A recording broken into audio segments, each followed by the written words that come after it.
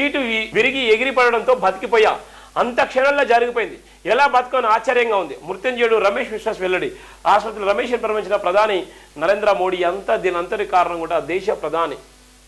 ఈ అంతటికి కారణం దేశ ప్రధాని. దేశ ప్రధాని ఎందుకంటున్నంటే ఇలా ప్రతి సంస్థలు కూడా ప్రైవేటీకరణ చేయడం వల్ల, ఇలా ఉన్నటువంటి మతాన్ని తెరపై తీసుకురావడం వల్ల, ఇలా మత రాజకీయాలు చేస్తున్నారు తప్ప, ఇలా కుల రాజకీయాలు చేస్తున్నారు తప్ప, ఇలా ఉన్నటువంటి ఈ భారతదేశానికి కొత్త పథకాలు ఏం తీసుకొచ్చాం, భారతదేశంలో నిరుద్యోగ సమస్యలు ఏ విధంగా ఉన్నాయి, భారతదేశంలో అక్షరాస్యత ఏ విధంగా ఉన్నది, ఇలా ఉన్నటువంటి ఈ సమస్యలు రావడానికి గల కారణాలు ఏంది అంటే ఇలా మోడీ దగ్గర సమాధానం లేదు. మోడీ దగ్గర ఎందుకు సమాధానం అంటే మోడీ కుల రాజకీయాలు చేస్తూ, ఇలా మత రాజకీయాలు చేస్తే, ఇలా ఉన్నటువంటి ప్రైవేటీకరణ చేయడం వల్ల ఆదాని అంబానికి ఇలా లక్షల కోట్ల రూపాయలు వాళ్ళ ఆస్తులు పెరగడానికి ప్రధాన కారకుడు ఆదాని అంబానీ కోసమే ఇలా పనిచేసేటువంటి దేశ ప్రధానం.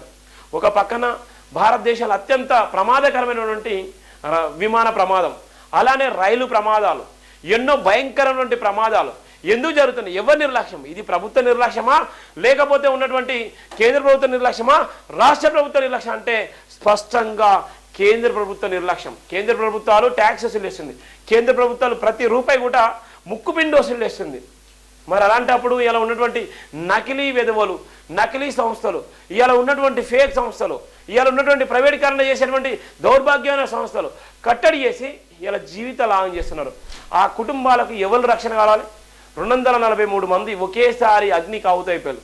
242 మంది, 43 మంది అక్కడ వాళ్ళ జీవితాలు కూడా తృణప్రాయంగా వదిలేసుకున్నారు.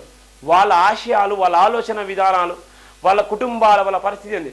దీనికి అంతటి కారణం ఏంది? అహ్మదాబాద్లో జరిగినటువంటి 37 సెకండ్లో జరిగినటువంటి విమాన ప్రమాదం, 37 సెకండ్లోనే అంతమందిని పొట్టన పెట్టుకున్నటువంటి పరిస్థితి ఎవరు తీసుకొచ్చారు? దానికి అంతటి కారణం ఏంది? ఎవరు దానికోసం ఇవన్నీ చేసేది? ఎప్పటి నుంచో ఉన్నటువంటి ఎయిర్ ఇండియాలో చాలా వరకు ప్రమాదం ఉంది అనేటువంటి నేపథ్యంలో విమాన శాఖ మంత్రి ఏం చేస్తున్నారు?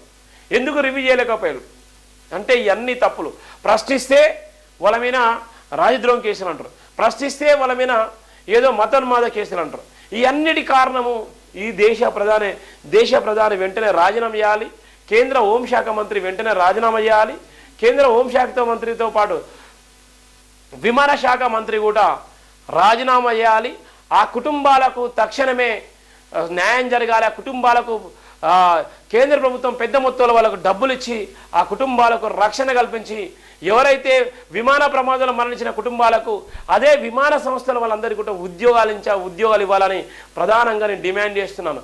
ఎందుకంటే హ్యూమన్ రైట్స్ ఒక సౌత్ ఇండియా చైర్మన్గా, ఒక ఎస్సీ జర్నలిస్ట్ వెల్ఫేర్ సొసైటీ చైర్మన్గా, ఉన్నటువంటి ఆల్ ఇండియా ఎడిటర్ అసోసియేషన్ చైర్మన్గా, బాబాసాహెబ్ అంబేద్కర్ వారసుడిగా, ఇవాళ ఉన్నటువంటి జేబీ సంస్థల ఓనర్గా, ఇవాళ మానవతా దృక్పథంలో ఉన్నటువంటి నేపథ్యంలో ఇవాళ ఉన్నటువంటి కుటుంబాలకు త్యాగం చేసుకొని వాళ్ళ కుటుంబాలు ఎంతో ఆనందంగా గడిపేటువంటి క్షణాల్లో 37 సెకండ్లు వాళ్ళ జీవితాలు బుగ్గిపాలైనాయి అంటే దానికి అంతటి కారణము ఇవాళ ఉన్నటువంటి విమానయానంలో ఉన్నటువంటి అంతరాయము, ఇవాళ ఉన్నటువంటి కేంద్ర ప్రభుత్వం ప్రైవేటీకరణ చేయడంలో ఇలాంటి ప్రమాదాలు జరగడానికి ప్రధాన కారణం.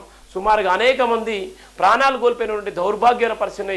ఆ పిల్లల, ఆ కుటుంబాల బాధ వింటుంటే ఇలా ప్రమాదం ఎంత ఘోరంగా జరిగిందో, ఎంత ఇబ్బందికరంగా జరిగిందో అందరికీ అర్థమయ్యేటువంటి ప్రమాదం ఉంది. అందుకోసమే ప్రధానంగా కూడా డిమాండ్ చేస్తున్నాను ఇలా ఉన్నటువంటి ఆ కుటుంబాలకు. ఇక్కడ మోడీ వచ్చి పూజలు ఇస్తున్నాడు తప్ప ఒరిగింది లేదు, పోయింది లేని నేపథ్యం కూడా మనం చూస్తున్నాం.